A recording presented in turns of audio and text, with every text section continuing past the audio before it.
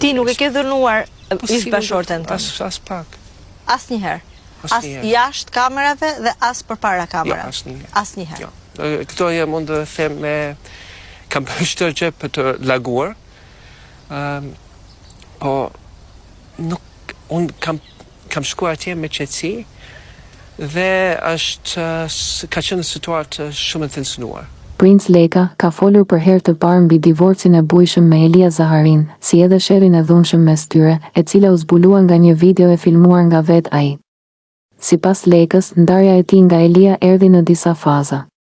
Sipas tij, fillimisht ka qenë faza emocionale, distancimi dhe më pas divorci.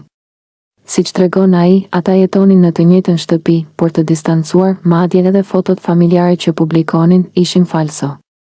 Kemi pasur një raport korrekt.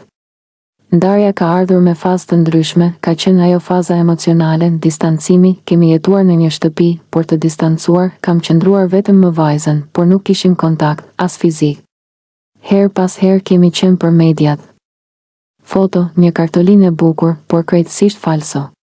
Ka qenë faza ligjore, tha ai i ftuar në Mirëmbrëma hyje. Ndër të tjera ai zbuloi se mes tyre nuk ka pasur tradhti, pasi ai i ka treguar Elias për lidhjen që po niste me fotografen e familjes së tyre, Blerta Celibashi. Me të gjithë këto strese, edhe Blerta ka qenë viktime e të gjitha sulmeve, narrativeve që nuk ishin reale. Nuk ka pasur tradhti.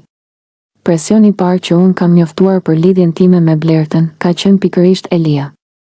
I kam thënë Elias para se të përqafohesha me Blert, që jam takuar me Blertën, tha ai. Sa i përket videos që u bë virale në media, ku Prince Leka konfliktoi me Elia Zaharin dhe babajn e saj.